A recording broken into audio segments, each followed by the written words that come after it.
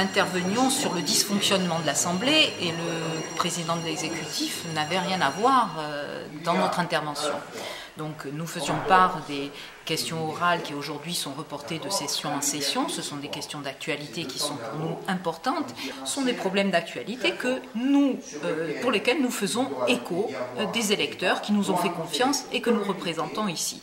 Et c'était pour nous une respiration tout à fait démocratique du fonctionnement de l'Assemblée. Ça n'a plus lieu depuis 3 sessions. Nous sommes à l'approche d'une campagne électorale. Nous savons qu'aujourd'hui, nous sommes une formation qui représente un poids non négligeable et qui peut mettre en péril certains équilibres traditionnels qui jusque-là maintenaient certaines personnes au pouvoir. Nous pouvons le comprendre, nous sommes un danger pour tous ces gens. On veut à tout prix nous empêcher de parler. Je fais partie, par exemple, avec d'autres de mes collègues de la commission permanente qui doit avec le président de l'Assemblée organiser les travaux de cette Assemblée. Il nous court-circuite, il organise des circuits parallèles qu'il considère normaux.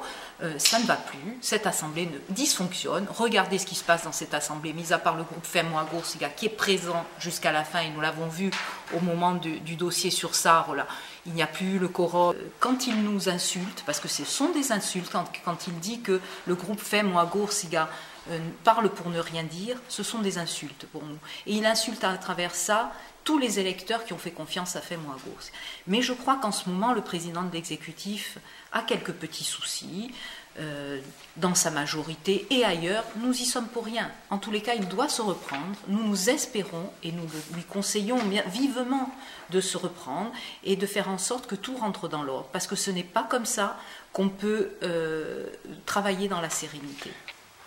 Il arrive de plus en plus que des rapports lourds, tant du point de vue du contenu que du point de vue financier, nous soient soumis 2 jours ou 3 jours avant. Et aujourd'hui, ça devient une habitude. Et ça devient une habitude qui handicape sérieusement le fonctionnement de l'Assemblée. Et on refuse de rentrer dans une manière de procéder qui devient aujourd'hui systématique. Sur ce problème-là, l'exécutif est en faute. Le deuxième problème qui est apparu tout à l'heure et qui vaut cette interruption, nous ne nous sommes jamais permis de dire qu'on peut penser ce qu'on veut. On peut penser ce qu'on veut. Chacun est libre.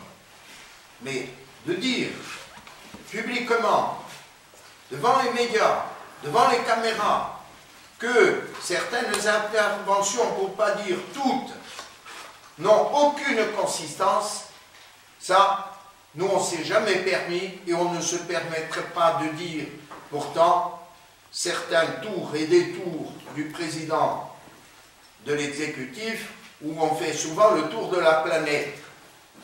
C'est insupportable. Insupportable.